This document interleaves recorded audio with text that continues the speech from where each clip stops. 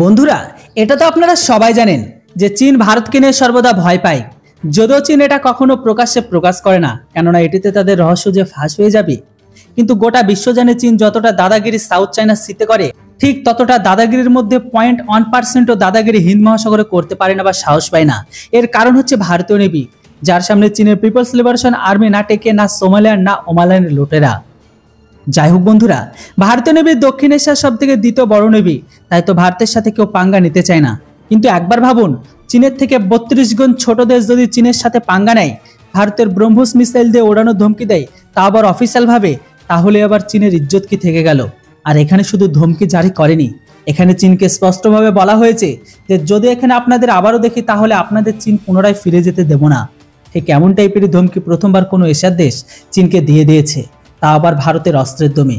আর এটাকে শুনে চীন প্রচন্ড রেগে যায়, কেননা এই মুহূর্তে চীনের কাছে ভারতের এই অস্ত্রকে কোনো কাট নেই। তাই তো চীনের ভোপু নিউজ এজেন্সি আছে, যাকে চীনের গোবর টাইমস নামে চেনা যায়, এখন এই ধমকির জন্য ভারতকে তারা দায়ী মনে করেছে। বন্ধুরা, অবশেষে কোন দেশই বা চীনকে এমন ধমকি দিল, চলুন আজকের এই ভিডিওটি আপনাদের বিস্তারিত জানাবো। এর সাথে সাথে আপনারা যদি এখনো চ্যানেলটিকে সাবস্ক্রাইব করে না থাকেন, তাহলে অবশ্যই সাবস্ক্রাইব করে রাখুন। বন্ধুরা, এখানে কথা হচ্ছে চীনের নাম্বার 1 শত্রু ফিলিপিন্সের। এটা হচ্ছে জি নিউজের আর্টিকেল, যেটিতে স্পষ্টভাবে লেখা আছে, আমাদের যদি দ্বিতীয়বার ভয় দেখানোর চেষ্টা করানো হয় তাহলে আমরা সাউথ চায়না সিতে আগুন লাগিয়ে দেব। বন্ধুরা, আগুন লাগাবো কি দিয়ে? তো সেটা নাকি ভারতের ব্রহ্মোস ক্রুজ মিসাইল দিয়ে। আসলে বন্ধুরা, এই ধমকিটা বিশেষ করে চাইনিজ নেভির জন্য জারি করেছে। এই মুহূর্তে চীনের জাহাজগুলো হাত ধুয়ে ফিলিপিন্সের মাছের জাহাজকে খুব বিরক্ত করছে। চাইনিজ জাহাজগুলো না ফিলিপিন্সের ব্যক্তিদের মাছ ধরতে দিচ্ছে, আর না মাছ বিক্রি করতে দিচ্ছে, যে কারণে ফিলিপিন্সের মাছের মার্কেট একদম ডাউনফলের মুখোমুখি।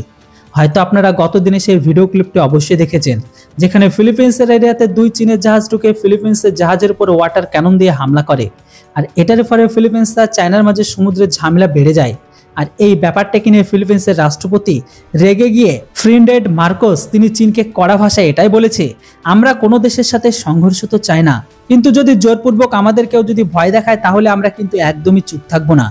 মার্কোস এটাও বলেছে, আমরা কখনো কারো দেশের স্বাধীনতায় থাকতে চাই না, তো তার জন্য আমরা যদি তাদের সাথে যুদ্ধ করতে হয় তাহলে সেটা তো প্রস্তুত।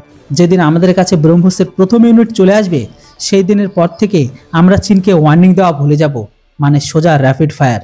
আপনাদের বলে দিই, ভারত আর ফিলিপিন্সের মাঝে 3126 কোটি ডিল হয়েছে। সেটির অনুসারে ভারত ফিলিপিন্সকে ব্রহ্মোস গ্রাউন্ডেড সিস্টেম দিয়ে দিয়েছে।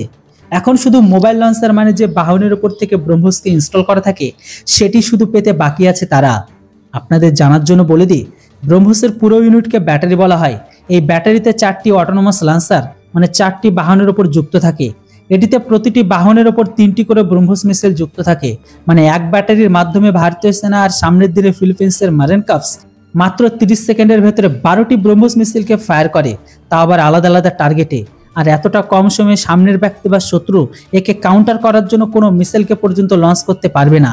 আর ঠিক এই কারণে ব্রহ্মোসকে সবাই ভয় পায়। আর ফিলিপিন্স এমন 3 ব্যাটারির ডিল ভারতের সাথে করেছে। আর ফিলিপিন্স চীনকে এমন ধমকি দিয়েছে যে তারা তাড়াতাড়ি ব্রহ্মোসের ডেলিভারি পাবে, সেটা কিন্তু এখন বোঝা যাচ্ছে।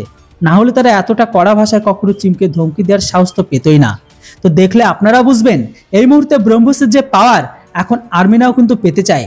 তো বন্ধুরা, এবার আপনারা বলুন, এরকম ভাবে কি আমাদের আর্মিনাকে সাপোর্ট করা উচিত না উচিত নয়? অবশ্যই আপনাদের মতামত কমেন্ট বক্সে লিখে জানান। ভিডিও আর ইনফরমেশন ভালো লাগলে চ্যানেলটিকে কেউ সাবস্ক্রাইব করতে ভুলবেন না। Thanks for watching. জয় হিন্দ, বন্দে মাতরম।